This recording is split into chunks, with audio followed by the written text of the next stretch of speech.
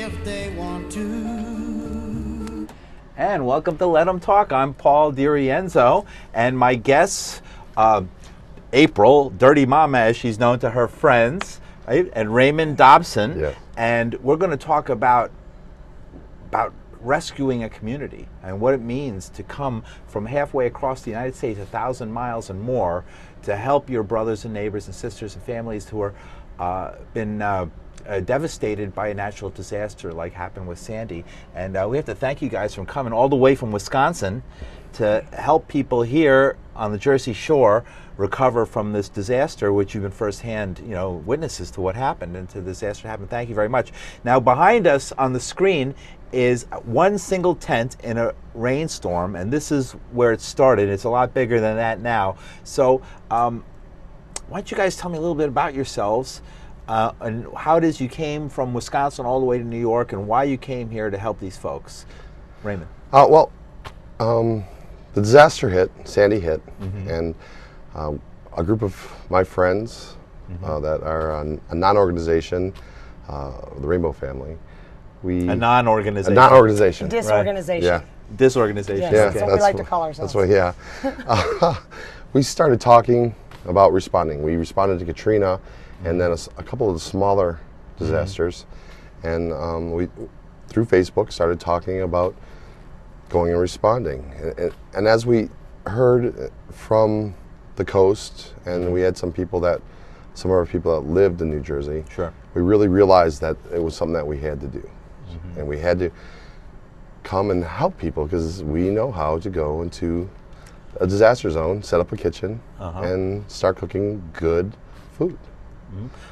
So how did that happen? Tell us how that, when you decided did you just jump in your car, both of you, and just drive out here? And Well, I personally was one of the first responders, and we talked to Organic Valley, which is one of our big corporate sponsors. Sure. They sent out a load of organic food for us to start with, and the Sprinter cheese truck, which is set up with a reefer in the back and a small kitchen in the middle of the van. Okay. And we drove that. It was like a long drive, and headed this way to meet Bob Betts, who he hangs out with at the Rainbow gatherings. He's with Love and Ovens, and he lives in New Jersey. Okay. And while we were coming, he was talking with the infrastructure and finding us a place to go, and he found us Union Beach. Union Beach. Now that's a town that was particularly devastated in the disaster. Yes. And where is the kitchen actually located? Where is this tent located? It's on 1224 Florence in Union Beach. Is that an New empty Jersey. lot that it was? Actually, it's the property of Firehouse. It's a volunteer firehouse that lost everything. The guys lost everything, their vehicles, everything that they had. The water just came in and flooded it everything. all I mean, the out. pictures are unbelievable. The houses that are falling over. I think we've seen many of the pictures, been in the newspaper and television. Yeah. It's devastating. I mean, the whole community was just washed away, of thousands of people.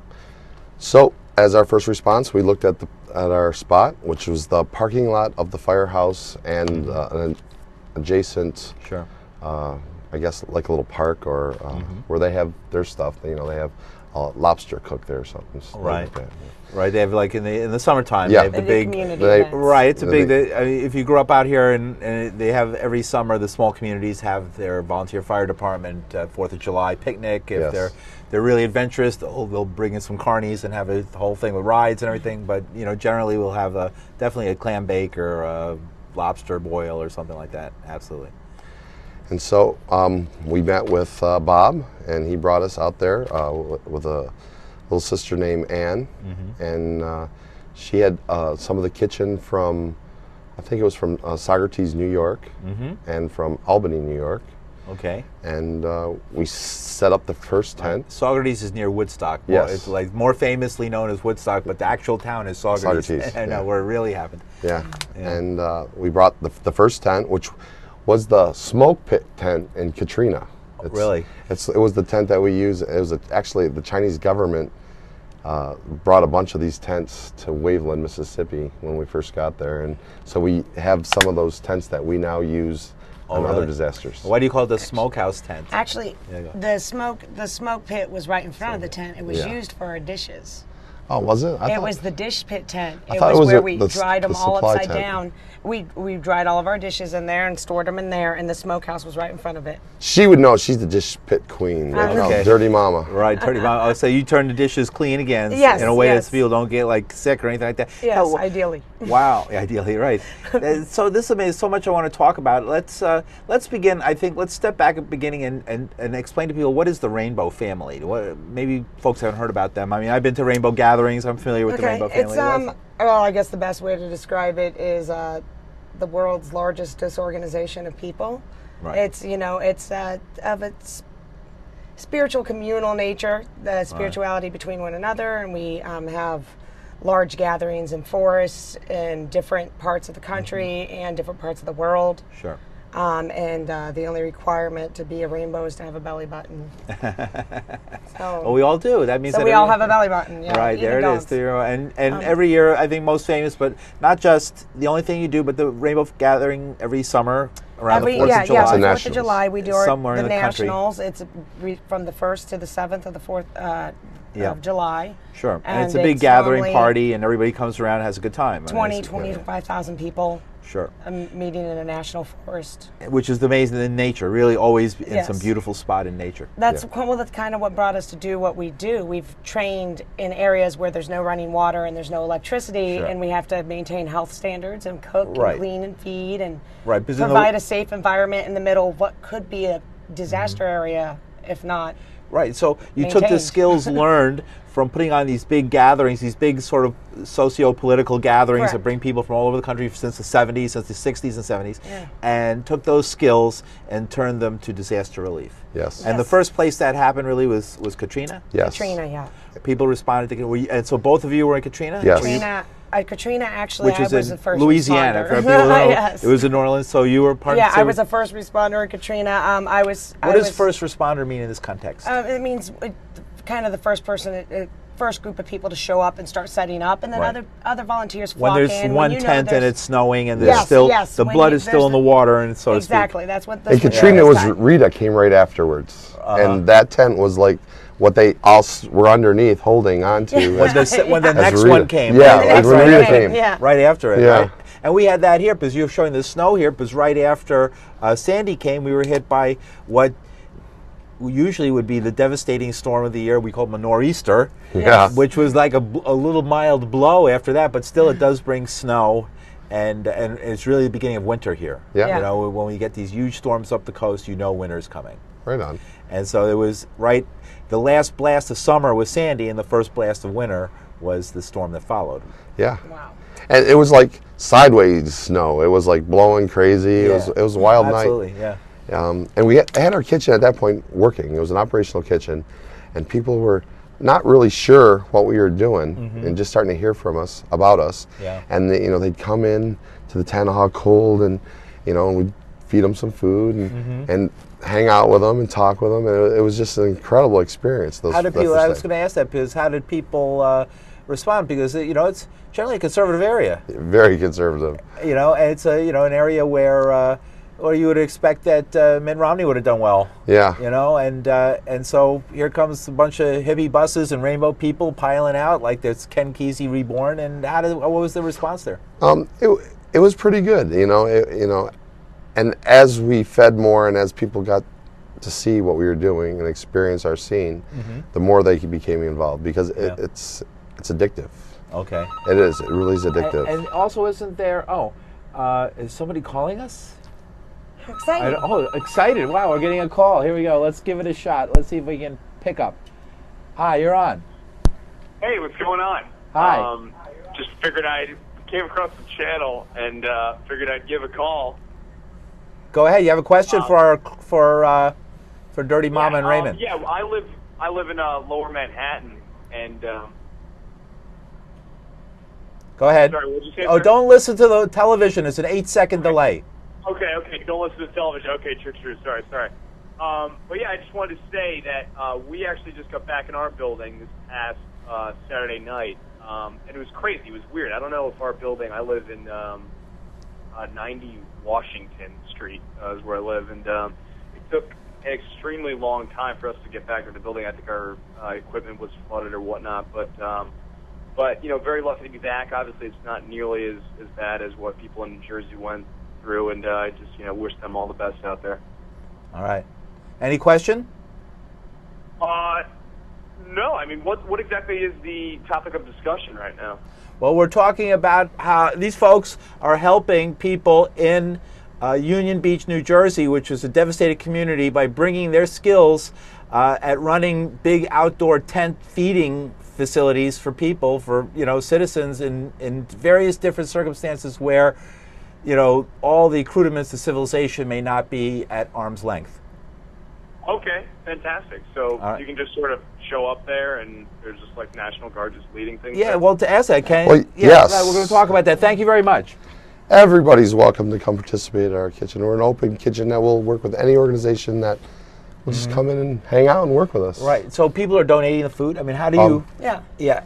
Well, how do you keep the kitchen going? Okay, when Raymond was first responding up here, actually in the middle of the snowstorm, we were on a group phone call with several people who have done this before in Katrina. We organized a non-for-profit group, which actually Raymond's the head of. I'm a trustee.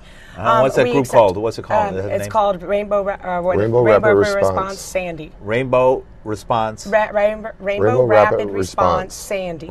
Okay, Rainbow Rapid Response. And how can folks help out? Actually, they can go to our Facebook page, which is Rainbow Rapid Response Sandy. Right? Which is actually Facebook. It's Rainbow Superstorms Sandy. Yeah, response. If you type in Superstorm, one word. Superstorm, one word. If you go there, there's a PayPal connection and there's a WePay connection. Right. And we're also actually looking for people who will help the fire station directly.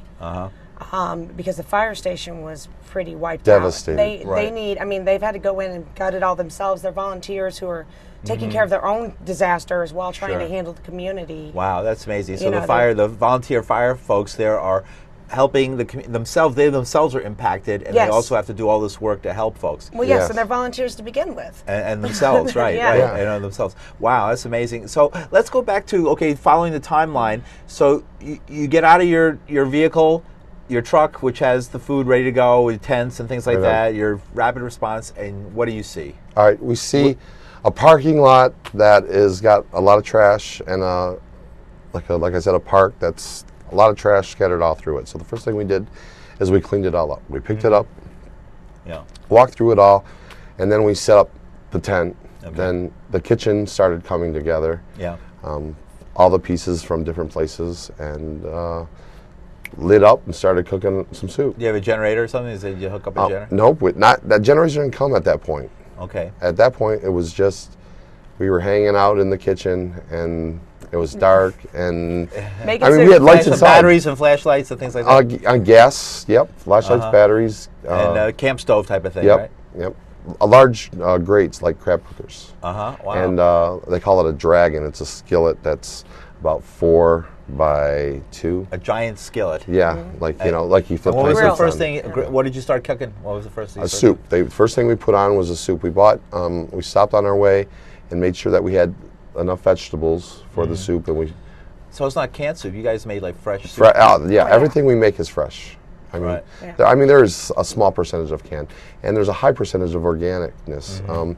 Right now, I think we're running at about. We had a big shipment from Applegate Organics, organic meats, and so we're running about 45 to 55% organic food right now. Wow, 50% organic food, and it's being donated by the organic farms and organic companies. The cooperative Organic Valley, which is a cooperative of farmers, and Applegate.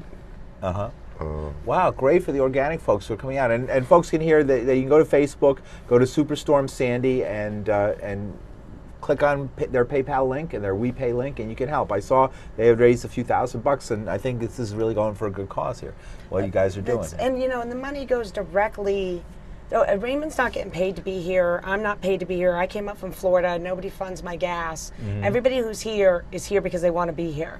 All the money that comes to us goes into whatever we may need, whether it be a dish pit supply, something to help us wash our dishes, or it be meat, or it be something that somebody else needs. gas money to get us where we've got to go, but everything's Right. directly used. There are no salaries. There is nobody being paid to be here. That's amazing. Our pay is spiritual. That's in amazing. You nature, guys you know. are a trip. Really, thank you very much for that. So you set up and you got the soup going. Yep. And what do the first people like? Smell the soup and like, what's going on in that? Wow, how do you get make the first connection? We made some signs, first contact? we drew up some signs, and and it was obvious something was happening, and and people just started coming. They started coming. They saw the signs, and Right. they slowly started coming for Right. soup. And now, do you like have this food going all the time, or are there specific meal times, or? I think right now we're cooking between 5 o'clock in the morning, and the cooking's ending about 8, 9 o'clock. And so basically there's meals going 3 days a week, 3 times a day, breakfast, lunch, and dinner, and there's food all through that time. Right, in between that time, Yes. too. But, like the other night, some firefighters, 2 crews of firefighters came at like 11 o'clock, and we pulled out some pork loin and made them a beautiful pork loin dinner. All right. Great. We're Wow, about they must be happy for accommodating that. people. Wow, We're here yeah. to serve people, Uh-huh. and to provide them a healthy food. Wow. Because Well, what did Mitt Romney say something about 47% of America just wants to live off of entitlements? Yeah. Do you find that? What do you find when you deal with Americans? Because you feed people in the streets. What's the true reality of that? I think more so than any place that I've responded to, New Jersey folks have a lot of pride, and you can see it when they're coming to the kitchen, and they're wanting to bring stuff to the kitchen, like that's their role. Because they have that pride. They want to be the contributor. Yes, even though they're needing the services. Right. It's just incredible, the people that we've met. Absolutely incredible. What are people telling you about what about the establishment? What about FEMA, Red Cross, all those folks? We have no political motivations. Yes. Our only purpose here is to actually provide help for those who are in need. We will work with absolutely any organization whatsoever. There will be no proselytizing. We are not there to preach our beliefs. We're not there to be preached to. We're simply there to take care of the health and the nutrition of the people who have just been devastated. All of a sudden, the simplest thing becomes very complicated. And when you can provide somebody in grief with food, it's one of the most generous things you can do in their grief. Now, I just remember there was some pictures here. It was actually a news report, and I heard stories. When the snowstorm happened, there were signs, at least in Long Island, all over the place, saying FEMA was closed because of bad weather. and it was, and then they showed, and I know in Queens we have occupiers and working pretty hard, and they've been doing things. Yes. So they were providing, and people were being fed, and there was quite a bit of laughter over those signs. Have you felt, though, that FEMA and the Red Cross have been there for you guys? Have they been there for the communities? Well, first thing, I think that people have a misunderstanding about what FEMA does. What FEMA does is they come and assess a disaster relief or disaster, and then they write checks. Right. That's all they do. They assess the damage and they write checks. There's nothing else that FEMA does. And so people have a misconception that this is some organization that comes and does relief work, and they really don't. They assess through contractors for the most part, and they pay bills. Where the Red Cross, they come in and do feedings, and small kitchens than ours, and they send it out in trucks. Food. It tends to be Sysco food, low. I guess you'd say nutritional. Government cheese. Yes, that's about it. Right. And it's bland and has no taste. And what we love about those guys is they like to leave big, beautiful Cambros for us. And that helps us keep our food hot. Cambro is the heating and cooling unit that we use for the food, Oh, because I everything see. has to be served at a certain temperature or above to be considered Are safe. those ones that use like Sterno cans on the bottom? No, They're these big, like big giant cooler. They're like big coolers that are I the see. hardest thing in the world to wash. Okay. She knows. She's Right. the dish pit queen. Right. What's the secret to what's the secret to wash? How do you wash dishes industrially in this kind of circumstance, so that people don't get dysentery and all these horrible Well, things? first and foremost, any man who does the dishes is the sexiest man in camp. So that's the first thing you have to let Right. everybody know. But hot water is, we have a pre-wash where the first one has soap and hot water. We wash all the food scrap. We first pre-scrape the dishes, then whatever food scraps remain get washed in there. Then there's a second wash, which is another hot water with soap, and we wash it there. And then we rinse in a hot water rinse, and then we rinse in a cold water rinse with a splash of bleach. Okay. And then, everything has to be dried, either towel dried or air dried. This is how to do it, guys. This is and it. once- This and once it this is gets- important stuff. And once it's dry again, if it's air dried, you don't have to worry about anything. If it's towel dried, you need to change your towel often. You want to Yeah. make sure you don't cross-contaminate.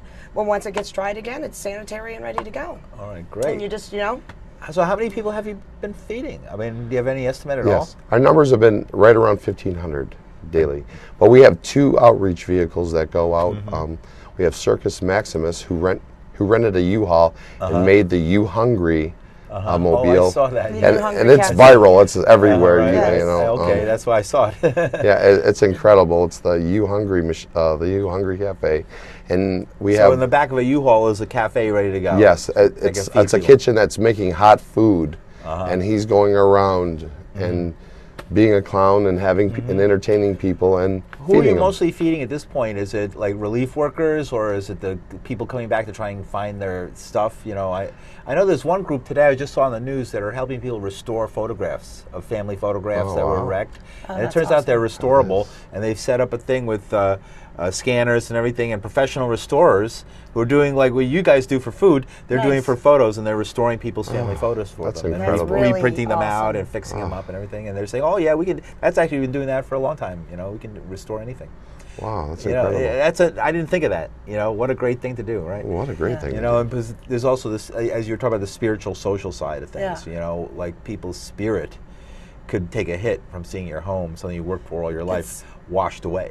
If you have a loved one that has passed away, it's traditional to feed the grieving person who's left behind, because it's hard to do those things for yourself, where you experience, a different kind of grief when you've lost all these things that you've worked so hard for. Right. And though they may be recoverable with an insurance check however many years down the line, it's just, nothing comforts and soothes the soul like a hot meal right now. Right now when they need it. And you were saying like the firefighters are coming themselves. And what is the current situation as far as what are they actually just still cleaning up? And I know there's stories that homes that need to be ripped down later on. They're gutting. There's people who haven't been condemned, including like the Firehouse. They have to gut the inside and get everything out as quickly as possible before mold and extra moisture becomes an issue. And Oh, I see. that's So what seems to be the majority of people are gutting their houses, which is to rip everything out and throw it out, pretty much. and just basically just have the studs and You have everything. if Yeah. you're, Go right if you're down to the. not condemned.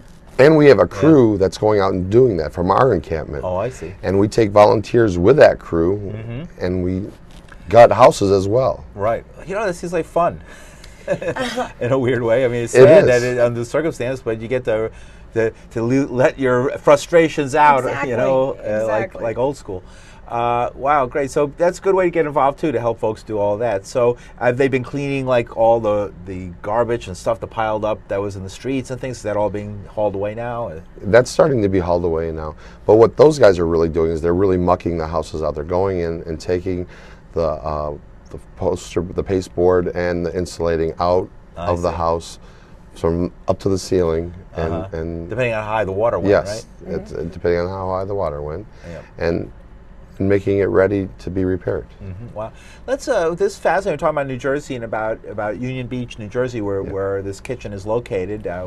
We're talking to Raymond Dobson, Yep. and we're talking to Dirty Mama April. But she's Dirty Mama, but she's in charge of the dirty dishes. And when you're feeding 1,500 people a day out of a tent like the one behind us, that's quite a job. You were at Katrina. Tell us, just so we get an idea of where things might go here. How did things develop when you were doing Katrina? Like, was it just? It seemed like it just got worse and worse over time. Yeah. I was sitting on my couch in Tampa, Florida, and I couldn't help but think if we had 100 rainbows there, Yeah. the things, even at the Superdome, that we would have buried some bodies, we would have dug some latrines, we would have managed to cook some food and feed people. It wouldn't have been this out of the elements situation for us. We would have been able to manage. So I found myself volunteering in Tampa, and long story short, ended up driving a truck of supplies into Gulfport, Mississippi. While I was standing in the middle of a volunteer organization field, I got a phone call from another Rainbow brother named RJ saying, "Hey, Dirty Mama, where are you?" I was like, "I'm in Mississippi. Where are you?" He's like, "I'm on my way to Mississippi." So all of a sudden, we're all we just kind of simultaneously, 3 days of watching it, we couldn't stand it anymore. Simultaneously, rainbows from all over the country got up and headed there to start doing something. And I mean, there were so many people who did stuff. I can't possibly list them all. But there were a lot of people who just, you know, I immediately got RJ connected with somebody who was an official there that led us down the line. We ended up in Waveland, Mississippi. It was, you know, amazing, it wonderful was guy. Absolutely beautiful. And so they were sort of building on that for this experience. Now, you know, let's talk about the last couple of minutes. Community. I mean, this is all about community, really. It's all more, you know, and it's more about community than even kitchens and response. And I feel the need to say something about the dishes. Everybody does dishes. I've only done dishes for like 2 days. Everybody who's done the dishes who isn't here, I want to shout out to them, New York. All you dish doers. all the dish doers. You hot guys out Thank there you who very actually much. do dishes, right? You know, people, you know, it's hard for them to accept charity, sometimes especially very conservative, but there's a gentleman that's straight across the street from us right now that allowed me to use the shower today to take a shower, and he told me, he's like, you know, if it wasn't for you guys the first couple of weeks, I would have had nothing but soup out of a can. And, you know, and that it's that moment that he was so grateful for us to feed him. And now here I am standing there so blessed to have a shower from his house, from his, you know, mucked out house. It really brings disasters. Unfortunately, it takes a disaster to really bring a family or a community together, you know, and sometimes it brings out the best in everybody, not the worst. That's amazing because, you know, I was, this last election cycle, both candidates really depressed me because of the level of the debate that went on about exactly this issue. How do we deal with a disaster, whether it's an economic disaster or a natural disaster? And I think we know, whether it's global warming or the way Wall Street's run, there's going to be more of these in the future. And do you think that the United people in this country and in the world have it in them? I mean, in the Middle East, I mean, that's where they need it too. I mean, to actually break down some of these barriers, to reach out and help each other in these times. Yes, absolutely. When you are no longer pumped in the political ads and you're no longer told what to think and all the power is off and all you've got is each other to help, I don't think it's going to be this apocalypse of one against another, because we can do so much more together than we can individually. Thank you so much. The last 10 seconds, anything you'd like to add? Yes, please send money to the Disaster Relief Fund for the Union Beach. It's GoFundMe.com, Union Beach Relief. GoFundMe.com, Union Beach Relief. Thank you so much for joining us on Let Them Talk. It's been a great, very informative. Thank you. Thank you so very much. much. Having us. All right, take care. All right, too. bye-bye. Thank you. All right.